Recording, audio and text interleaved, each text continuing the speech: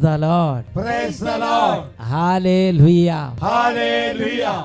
അഭിഷേകാഗ്നിയുടെ എല്ലാ പ്രേക്ഷകർക്കും രക്ഷിതാവും കർത്താവുമായ യേശുക്രിസ്തുവിൻ്റെ അത്ഭുത നാമത്തിൽ കൃപയും സമാധാനവും.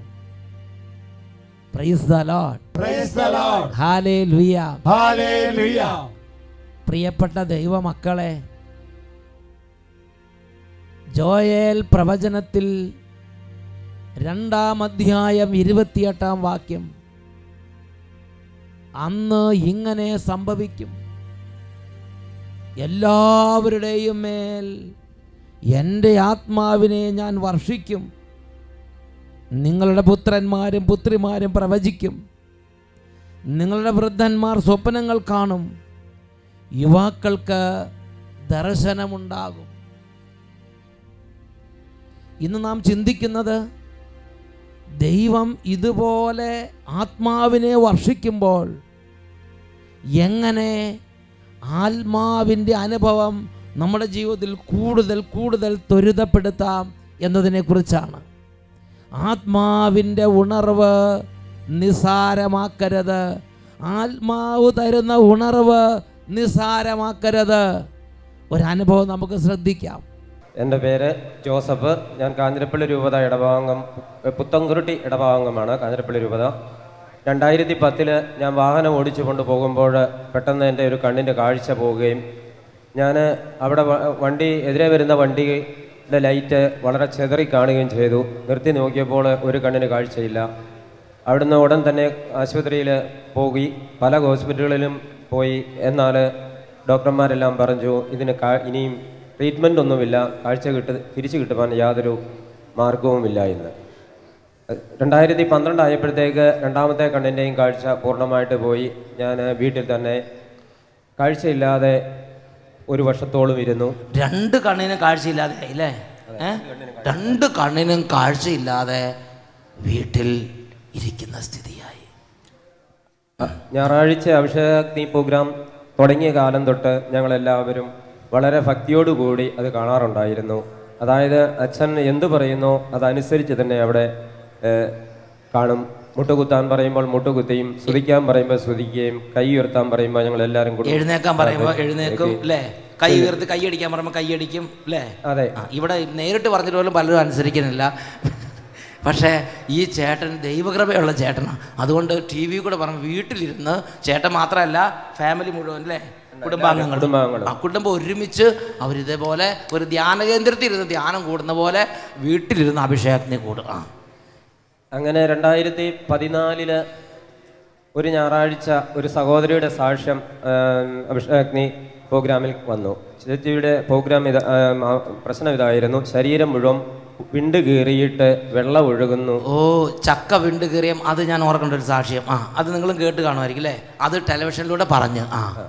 അത് കേട്ടതിൻ്റെ പിറ്റേ ആഴ്ചയിൽ എൻ്റെ ഇളയ മകനാണ് ഈ നിൽക്കുന്നത്. ഇവന് പിറ്റേ ആഴ്ചയിൽ വിശുദ്ധ കുർബാനയുടെ ആശീർവാദം നടക്കുന്ന സമയത്ത് ഓടിച്ചെന്ന് വിശുദ്ധ കുർബാനയുടെ തിരുവോസ്തിയിൽ തൊട്ടിട്ട് എൻ്റെ കണ്ണിൽ വന്ന് തൊട്ടിട്ട് പ്രാർത്ഥിച്ചു, എൻ്റെ ഈശോയെ എൻ്റെ പപ്പായുടെ കണ്ണിന് കാഴ്ച കൊടുക്കണമെന്ന്. ആ സമയം തന്നെ എൻ്റെ കണ്ണിന് കാഴ്ച കിട്ടി. ഞാനിപ്പോൾ യേശുവേ 2 കണ്ണിനും കാഴ്ചയില്ലാതെ 1 വർഷത്തിലധികമായി വീട്ടിലിരിക്കുകയായിരുന്നു. അതെ അതെ. അങ്ങനെ ഇരിക്കുമ്പോഴാണ് ഒരു ടി വിയിൽ ഒരു സാക്ഷ്യം കേട്ടപ്പോൾ ആ കുട്ടിയുടെ ഉള്ളിലൊരു വിശ്വാസം ഉണ്ടായി.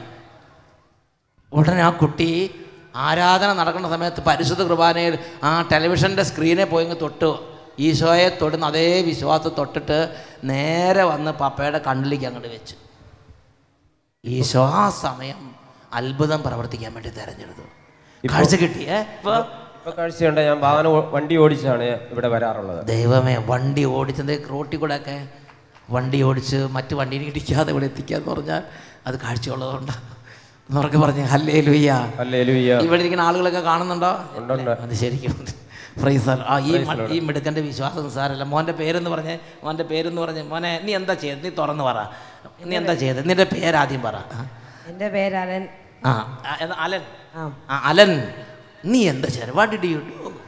ഞാനാണ് ആരാധന സമയത്ത് ദിവ്യാനന്ദ ഈശോയെ പോയി തൊട്ടിട്ട് പറഞ്ഞു, എൻ്റെ പപ്പായുടെ കണ്ണിന് കാഴ്ച തിരിച്ചു കൊടുക്കണമേ. എനിക്ക് വിശ്വാസം ഉണ്ടായിരുന്നു ദിവ്യാനന്ദ ഈശോ അങ്ങനെ പപ്പായ്ക്ക് ഇങ്ങനെ കാഴ്ച കൊടുക്കും, നല്ല വിശ്വാസം ഉണ്ടായിരുന്നു അല്ലേ?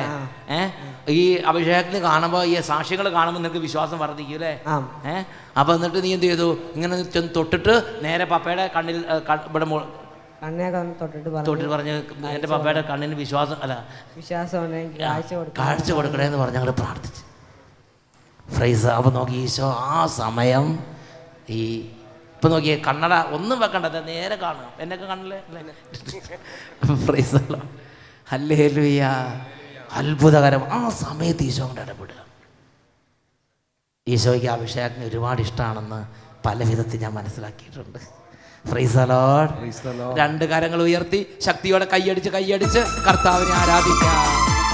Jesus, Jesus. നന്ദി നന്ദി നാഥാ, സ്തുതി സ്തുതി എന്നാഥാ. നന്ദി നന്ദി നാഥാ, സ്തുതി സ്തുതി എന്നാഥാ. നിന്നെ വാഴ്ത്തുന്നു, നിന്നെ പുകഴ്ത്തുന്നു, യേശുനാമമുയർത്തുന്നു. നിന്നെ വാഴ്ത്തുന്നു, നിന്നെ പുകഴ്ത്തുന്നു, യേശുനാമമുയർത്തുന്നു, യേശുനാമമുയർത്തുന്നു. Praise the Lord. Praise the Lord. Hallelujah. Hallelujah. പ്രിയപ്പെട്ട ദൈവമക്കളെ, എഴുന്നേറ്റ് നിന്ന് ഈ നിമിഷങ്ങളിൽ നമുക്ക് പ്രാർത്ഥിക്കാം. അഭിഷേകാഗ്നിയുടെ സമയത്ത് ഒരു താമസിച്ചുള്ള ധ്യാനത്തിൽ ധ്യാനം കൂടുന്നത് പോലെ ഭവനങ്ങളിലും സമൂഹങ്ങളിലും സ്ഥാപനങ്ങളിലും എവിടെയെല്ലാം ദൈവജനം ഒരുമിച്ച് കൂടിയിരുന്ന് വചനം കേൾക്കുന്നുണ്ടോ അവിടെയൊക്കെ ദൈവജനം പ്രാർത്ഥന ദൈവസന്നിധിയിലേക്ക് ഉയർത്തുകയാണ്. അവിടെയെല്ലാം യേശു തൻ്റെ വാഗ്ദാനം പോലെ പരിശുദ്ധാത്മാവിനെ വർഷിച്ച് വലിയ അത്ഭുതങ്ങളും വിടുതലുകളും ചൊരിയുന്നുണ്ട്. ഈ സമയം ദൈവമക്കളെല്ലാവരും ഈ ടീമിനോട് ചേർന്ന്, അട്ടപ്പാടി അഭിഷേകാഗ്നി ടീമിനോട് ചേർന്ന് കരങ്ങൾ ഉയർത്തി ഉച്ചത്തിൽ സ്തുതിക്കുന്നു. Hallelujah, hallelujah, hallelujah. Glory, glory, glory. Fire, fire, fire. Hallelujah, hallelujah. Glory, glory. ഓ പരിശുദ്ധാത്മാവേ, ആരാധന. വേദാന്ത സ്നേഹമേ ആരാധന. വലിയ തീഷ്ണതയോടെ പിതാവേ ആരാധന. നിത്യ സത്യമേ ആരാധന. പരിശുദ്ധാത്മാവേ ആരാധന. വേദാന്ത സ്നേഹമേ ആരാധന. കരങ്ങളടിച്ച് ആരാധന അങ്ങേക്ക് ആരാധന. പരിശുദ്ധാത്മാവേ ആരാധന അങ്ങേക്ക് ആരാധന. കൈയടിച്ച് ആരാധന അങ്ങേക്ക് ആരാധന. ആരാധന അങ്ങേക്ക് ആരാധന. ആരാധന അങ്ങേക്ക് ആരാധന. ആരാധന അങ്ങേക്ക് ആരാധന. ആരാധന അങ്ങേക്ക് ആരാധന. ആരാധന അങ്ങേക്ക് ആരാധന. എല്ലാ ദൈവമക്കളും നന്നായി കൈയടിച്ച് സമൂഹത്തോട് ചേർന്ന് ഈ സമയം ദൈവപിതാവിനെ ആരാധിക്കുകയാണ്. എല്ലാ സൃഷ്ടികളോടും ചേർന്ന്, മാലാഖമാരോട് ചേർന്ന്, സഭയോട് ചേർന്ന് കൂട്ടായ്മയിൽ ആരാധിക്കുന്നു. സൃഷ്ടികളെല്ലാം സൃഷ്ടാവിനെ ആരാധിച്ചിടുവിൻ. Glory, glory, glory. ഭൂവാസികളെ ദൈവപുത്രനെ ആരാധിച്ചിടുവിൻ. കൂട്ടായ്മയിൽ സൃഷ്ടികളെല്ലാം സൃഷ്ടാവിനെ ആരാധിച്ചിടുവിൻ. ഭൂവാസികളെ ദൈവപുത്രനെ ആരാധിച്ചിടുവിൻ. കൈകൾ ഉയർത്തി കൈയടിച്ച് ആരാധന അങ്ങേക്ക് ആരാധന. ആരാധന അങ്ങേക്ക് ആരാധന. ആരാധന അങ്ങേക്ക് ആരാധന. ആരാധന അങ്ങേക്ക് ആരാധന. സന്തോഷത്തോടെ ആരാധന അങ്ങേക്ക് ആരാധന. ആരാധന അങ്ങേക്ക് ആരാധന. പരിശുദ്ധാത്മാവേ ഈ സമൂഹത്തിലേക്ക് എഴുന്നള്ളി വരണമേ. ആരാധന അങ്ങേക്ക് ആരാധന. ആരാധന അങ്ങേക്ക് ആരാധന.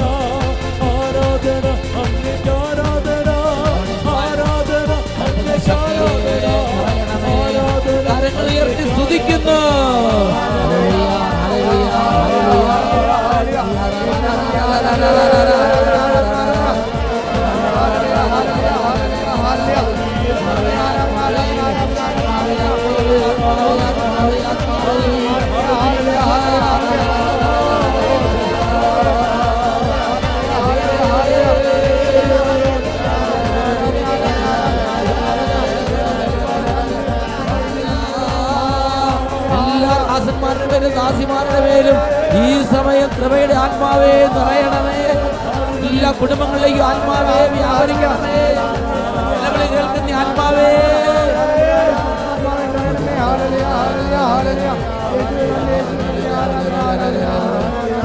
ചൈതന്യം നൽകണമേ. ഉണർവിന്റെ ചൈതന്യം നൽകണമേ. ആത്മീയ ബോധ്യങ്ങൾ നൽകണമേ. വിശ്വാസ കൃപകൾ നൽകണമേ.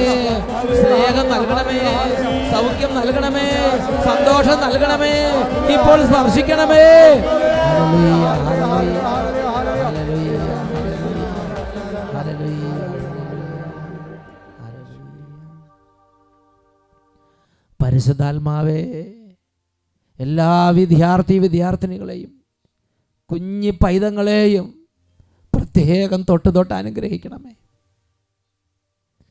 വലിയ വേദനയിലും രോഗത്തിലിരിക്കുന്നവരെ ഇപ്പോൾ സ്പർശിക്കണമേ. സഹായിക്കണമേ. വചനം കേൾക്കാൻ പറ്റാത്ത വിധം മന്ദീഭവിച്ചു പോയ ഹൃദയങ്ങളെ തൊട്ടുണർത്തണമേ പരിശുദ്ധാത്മാവേ.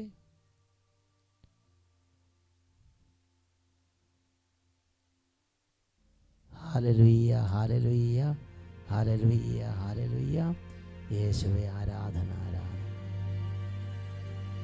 Price the Lord, praise the Lord, hallelujah, hallelujah. സ്വസ്ഥാനങ്ങളിലേക്ക് ഇരിക്കാം. പ്രിയപ്പെട്ട ദൈവമക്കളെ, ജോയേൽ പ്രവചനം 2-ാം അധ്യായം 28-ാം തിരുലിഖിതം വലിയ ഒരു വാഗ്ദാനമാണ് നമുക്ക് നൽകിയിട്ടുള്ളത്. ദൈവം തൻ്റെ മക്കൾക്ക് വെളിപ്പെടുത്തിയിരിക്കുകയാണ്, എൻ്റെ ആത്മാവിനെ ഞാൻ നിങ്ങളുടെ മേൽ വർഷിക്കും. അതിനകത്ത് വിശുദ്ധനാണോ പാപിയാണോ? അതിനകത്ത് കാര്യപ്രാപ്തിയുള്ളവനാണോ ഇല്ലാത്തവനാണോ? മുതിർന്നതാണോ ചെറുതാണോ? ഇതൊന്നും അവിടെ പറഞ്ഞിട്ടില്ല. എൻ്റെ ആത്മാവിനെ ഞാൻ നിങ്ങളുടെ മേൽ വർഷിക്കും. ഇത് ദൈവത്തിൻ്റെ വാഗ്ദാനമാണ്. ഈ വചനം കേട്ടുകൊണ്ടിരിക്കുമ്പോൾ തന്നെ ഈ പ്രവചനം അന്വർത്ഥമാകുന്നുണ്ട്. ദൈവരാജ്യത്തിൻ്റെ എല്ലാ ശുശ്രൂഷകളിലും നമ്മുടെ ജീവിതത്തിൻ്റെ ഓരോ മണ്ഡലങ്ങളിൽ വെച്ച് ദൈവം നമ്മുടെ മേൽ തൻ്റെ ആത്മാവിനെ വർഷിക്കുന്നുണ്ട്. ദൈവാത്മാവിനെ വർഷിക്കുമ്പോൾ ദൈവത്തിൻ്റെ ഒരു മാനദണ്ഡം ഹെബ്രായ ലേഖനം 2-ാം അധ്യായം 4-ാം വാക്യത്തിൽ നാം വായിക്കുന്നുണ്ട്. അവിടെ നമ്മൾ വായിക്കുന്നത് എങ്ങനെയാണ്? അത്ഭുതങ്ങൾ, അടയാളങ്ങൾ, പലവിധത്തിലുള്ള ശക്തമായ പ്രവൃത്തികൾ എന്നിവ കൊണ്ടും തൻ്റെ ഇഷ്ടത്തിനൊത്ത് പരിശുദ്ധാത്മാവിനെ ദാനം ചെയ്തുകൊണ്ടും ദൈവം തന്നെ ഇത് നമുക്ക് സ്ഥിരീകരിച്ച് തന്നിട്ടുണ്ട്. അപ്പോൾ പരിശുദ്ധാത്മാവിനെ വർഷിക്കുന്നതിനെക്കുറിച്ച് ഹെബ്രായ ലേഖനം 2-ാം അധ്യായം 4-ാം വാക്യത്തിൽ വെളിപ്പെടുത്തുന്നത് എങ്ങനെയാണ്? തൻ്റെ ഇഷ്ടത്തിനൊത്ത് ദൈവം പരിശുദ്ധാത്മാവിനെ വർഷിക്കുന്നു. ഇപ്പോൾ ഒരു കുടുംബം മുഴുവൻ വചനം കേട്ടുകൊണ്ടിരിക്കുകയാണ്. ഒരു സമൂഹം മുഴുവൻ വചനം കേട്ടുകൊണ്ടിരിക്കുകയാണ്. അതിൽ ദൈവത്തിൻ്റെ ഇഷ്ടത്തിനനുസരിച്ച് ഓരോരുത്തരുടെ മേലും സ്പെഷ്യൽ വിധത്തിലാണ് പരിശുദ്ധാത്മാവിനെ വർഷിക്കുന്നത്. ഇന്നൊരു സാക്ഷി നമ്മൾ കേട്ടതാണ്. ഒരു കുടുംബം മുഴുവൻ ഇരുന്ന് വചനം കേട്ടുകൊണ്ടിരുന്നു. വചനം കേട്ടപ്പോൾ അപ്പനുണ്ട്, അമ്മയുണ്ട്, സഹോദരങ്ങളുണ്ട്, കൂടപ്പിറപ്പുണ്ട്, എല്ലാം ഇരിക്കുകയാണ്. ഒരു ബാലൻ്റെ മേൽ ദൈവം തൻ്റെ ആത്മാവിനെ കുറച്ച് കൂടുതൽ അങ്ങോട്ട് വർഷിച്ചു. അപ്പോൾ ആത്മാവ് അവൻ്റെ മേൽ വന്നു. ആത്മാവ് അവൻ്റെ മേൽ വന്നപ്പോൾ അവന് ശക്തമായ പ്രേരണ, അവന് അടക്കാൻ പറ്റാത്ത ഒരു ഉൾത്തള്ളൽ, ഒരു പ്രേരണ, ഒരു തോന്നിപ്പ്, ഒരു വിചാരം. എഴുന്നേക്കണം, അപ്പൻ്റെ അടുത്തേക്ക് നടന്നു ചെല്ലണം, അപ്പൻ്റെ കണ്ണുകളിൽ കൈകൾ വെച്ച് സുഖം പ്രാപിക്കട്ടെ എന്ന് പറയണം. തലേ ദിവസം ഈ അപ്പനെ കണ്ടതാ. മാസങ്ങളോളം, ഒരു വർഷമായി ഈ അപ്പൻ 2 കണ്ണും കാണാതെ വീട്ടിലിരിക്കുമ്പോൾ ഈ കുട്ടി എന്നും കാണുന്നതാ. പക്ഷേ അന്ന് വചനം കേട്ടപ്പോൾ ദൈവം തൻ്റെ ആത്മാവിനെ ആ ഭവനത്തിലേക്ക് വർഷിച്ചു. ആ ബാലൻ്റെ മേൽ കുറച്ച് കൂടുതലായി ആത്മാവിനെ അങ്ങോട്ട് വർഷിച്ചു. അപ്പോൾ ആത്മാവ് അവൻ്റെ മേൽ വന്നു. ആത്മാവ് വന്നപ്പോൾ ആത്മാവിൻ്റെ ഉണർവ് അവൻ്റെ മേൽ ജ്വലിക്കാൻ തുടങ്ങി. ഒരു 10 പേര് ഒരുമിച്ച് കേട്ടതായിരിക്കും. പക്ഷെ പക്ഷെ ഒരാളുടെ മേൽ ഉണർവ് കത്താൻ തുടങ്ങി. എനിക്ക് എഴുന്നേക്കണം, എനിക്ക് അപ്പൻ്റെ അടുത്തേക്ക് പോകണം, അപ്പനെ സുഖപ്പെടുത്തണം. പ്രിയപ്പെട്ട സഹോദരങ്ങളെ, ഒരു വൈദികൻ കൈകൾ വെച്ച് പ്രാർത്ഥിക്കുന്നതിനെക്കുറിച്ച് ഒരു പക്ഷേ കുട്ടി കേട്ടിട്ടുണ്ടാവും. അല്ലെങ്കിൽ മുതിർന്ന നല്ല പ്രാർത്ഥന ഗ്രൂപ്പ് ലീഡർ കൈവച്ച് പ്രാർത്ഥിച്ച് സുഖപ്പെടുത്തുന്നതിനെ കുറിച്ച് ആ കുട്ടി കേട്ടിട്ടുണ്ടാവും.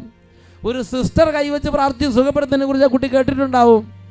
എന്നാൽ ആത്മാവിൻ്റെ ഉണർവ് ഉള്ളിൽ അങ്ങോട്ട് കർത്താവ് കൊടുത്തു, പരിശുദ്ധാത്മാവ് നൽകി. ആ ബാലൻ പറയാണ്, ഇനിയിപ്പോൾ ഞാൻ എഴുന്നേക്കും, ഞാൻ ആ ദിവ്യകാരുണ്യത്തിൽ പോയി തൊടും, എന്നിട്ട് എൻ്റെ അപ്പൻ്റെ കണ്ണുകളിൽ വെക്കും, എൻ്റെ അപ്പൻ സുഖം പ്രാപിക്കും. ഈ ഉണർവ് അവൻ്റെ ഉള്ളിൽ കത്താൻ തുടങ്ങി. അവൻ പിന്നെ വേറൊന്നും ചിന്തിച്ചില്ല. ഇത് തിയോളജിക്കലായിട്ട് കറക്റ്റാണോ, ഇതിപ്പോൾ അപ്പൻ എന്ത് വിചാരിക്കും, ഇത് എൻ്റെ ചേട്ടനനിയന്മാർ എന്ത് വിചാരിക്കും, എന്നെ കളിയാക്കുമോ, നാളെ എന്ത്, ഇതൊന്നും അവൻ ചിന്തിക്കുന്നില്ല. ഈ ഉണർവ് അവനെ പുഷ് ചെയ്യുകയാണ്. അവൻ മുമ്പോട്ട് നീങ്ങി, അവൻ ദിവ്യകാരുണ്യത്തിൽ തൊട്ടു, പോയി അപ്പൻ്റെ കണ്ണുകളിൽ വെച്ചു. ആത്മാവ് എന്ത് ഉണർവ് കൊടുത്തോ ആ ഉണർവനുസരിച്ച് അവൻ നീങ്ങിക്കൊണ്ടേയിരുന്നു. അവൻ്റെ കൈകളിലൂടെ ദൈവരാജ്യത്തിൻ്റെ ശക്തി പരിശുദ്ധാത്മാവ് വർഷിക്കാൻ തുടങ്ങി. എന്നുറക്കെ പറഞ്ഞേ ഹല്ലേലൂയ.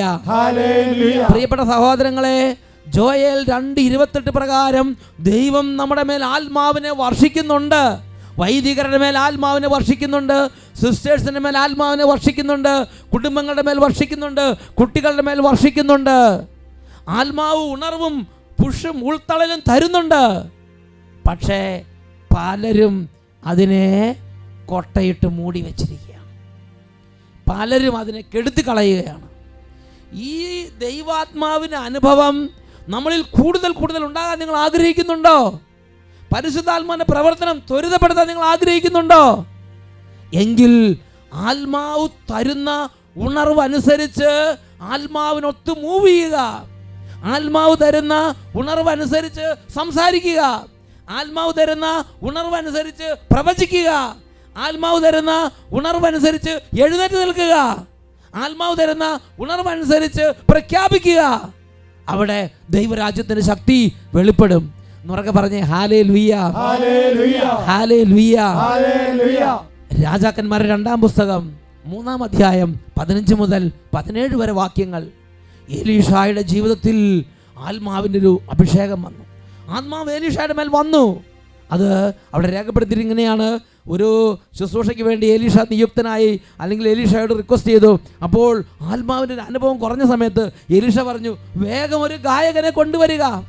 ആ ഗായകൻ പാടിസ്തുതിക്കാൻ തുടങ്ങിയപ്പോൾ എലീഷായുടെ മേൽ കർത്താവിൻ്റെ ശക്തി ആവസിച്ചു.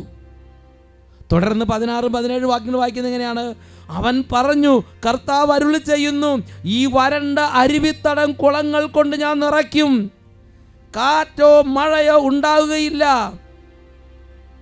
അരുവിത്തടം ജലം കൊണ്ട് നിറയും, നീയും കാലിക്കൂട്ടങ്ങളും മൃഗങ്ങളും അത് കുടിക്കും. കർത്താവിന് ഇത് നിസാരം. ഒരു ഉറവയില്ല, ഒരു തുള്ളി വെള്ളമില്ല, വരണ്ട് കിടക്കുന്ന സ്ഥലം. അവിടെ ദൈവത്തിൻ്റെ ആത്മാവ് എലീഷായുടെ മേൽ വന്നു. ദൈവത്തിൻ്റെ ആത്മാവ് ചില കാര്യങ്ങൾ ഉണർവ് കൊടുത്തു, പ്രേരണ കൊടുത്തു. എലീഷ എഴുന്നേറ്റ് വന്നു, പ്രഖ്യാപിച്ചു. അവിടെ സംഭവിച്ചു, വലിയ ദൈവശക്തി പ്രകടമായി.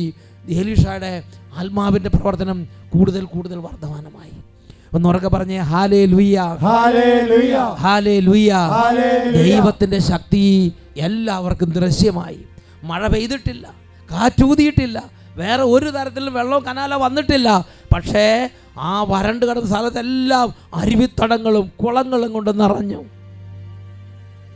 എന്നിട്ട് എലീഷ പറയുകയാണ്, ദൈവത്തിന് ഇത് തീരെ നിസാരം.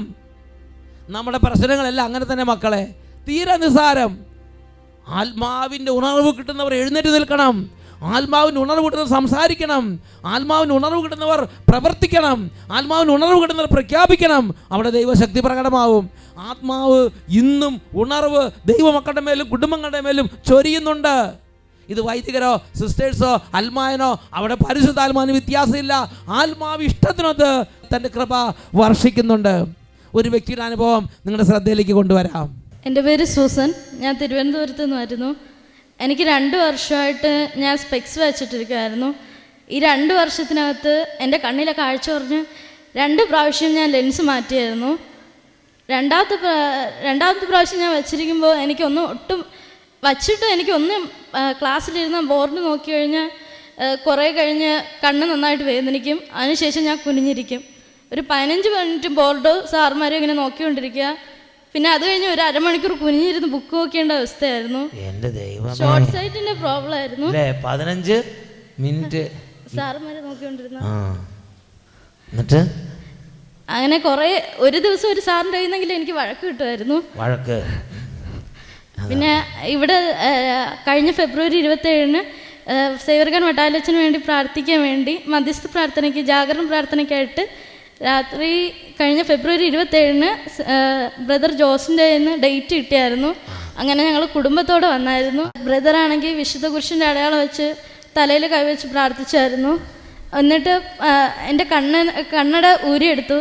എന്നിട്ട് ഊരിയെടുത്തിട്ട് പറഞ്ഞു, നീ ഇനി ഇത് വയ്ക്കണ്ട.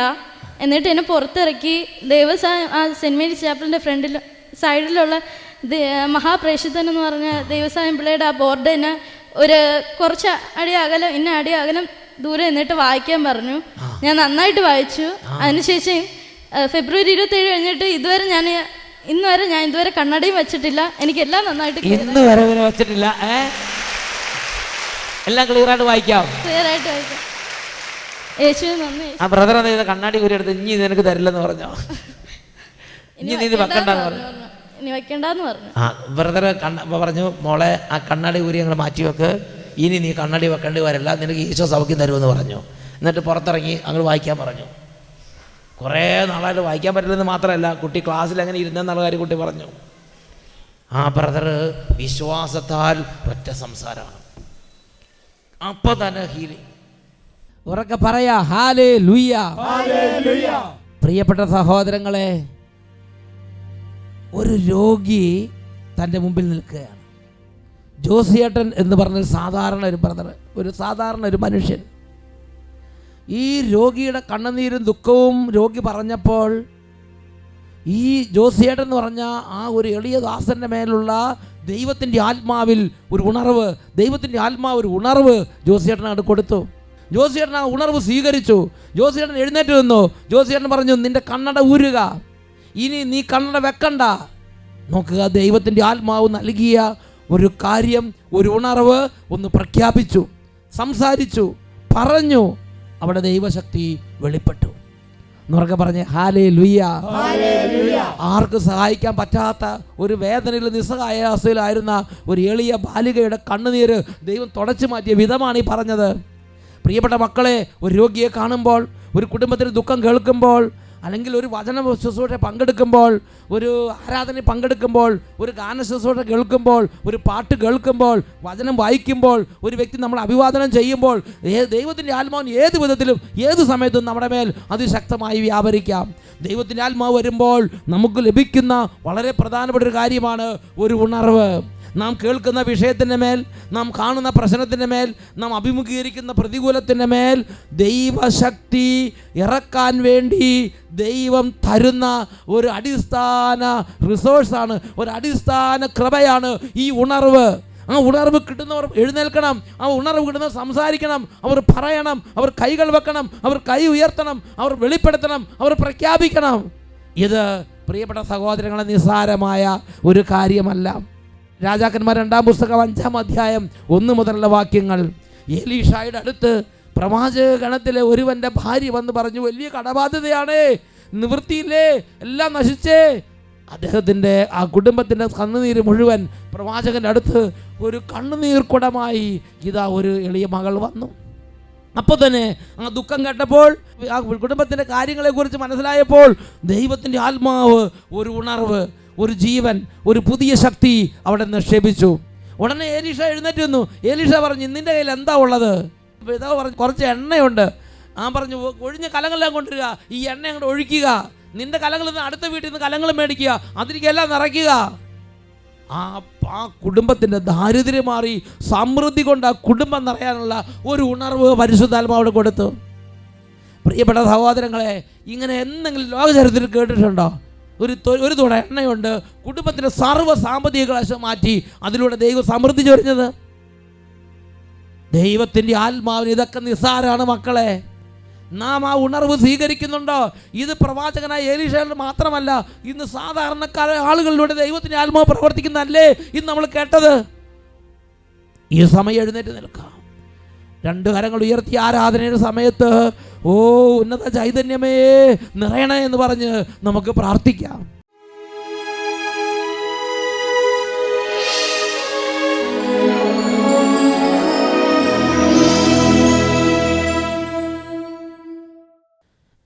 ഈ നിമിഷങ്ങളിൽ എഴുന്നേറ്റ് നിന്ന്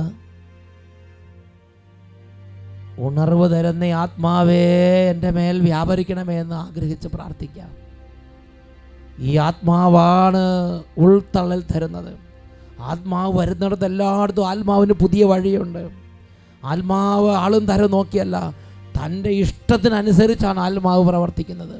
രണ്ട് കരങ്ങൾ ഉയർത്തി ഈ ദിവ്യകാരുണ്യ ആശീർവാദ സമയത്ത് എത്ര ഉച്ചത്തിൽ ആത്മാവിനെ വിളിക്കാമോ അത്ര ഉച്ചത്തിൽ ആത്മാവിനെ വിളിച്ച് ആത്മാവാം ദൈവമേ ദിവ്യശക്തി നിറയ്ക്കണമേ കരങ്ങൾ ഉയർത്തി സ്തുതിക്കുന്നു. Hallelujah, hallelujah. ആത്മാവേ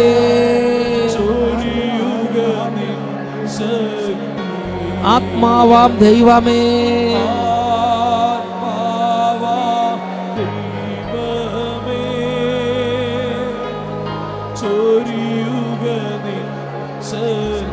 കുട്ടികൾ മുതിർന്നവർ കൈകൾ ഉയർത്തി ഉച്ചത്തിൽ വിളിക്കുന്നു.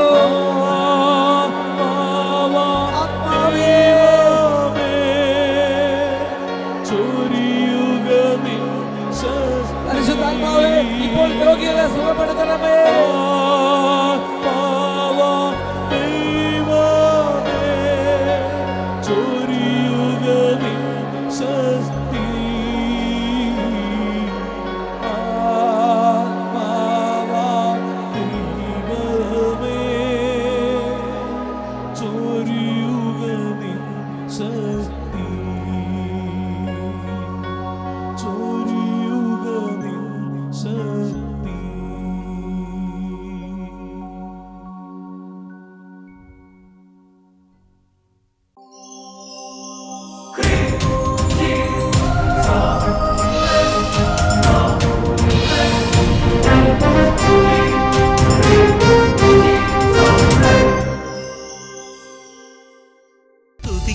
സ്തുതിക്കാം ഒന്നു ചേർന്നു സ്തുതിക്കാം യേശുവേ ആരാധിക്കാം.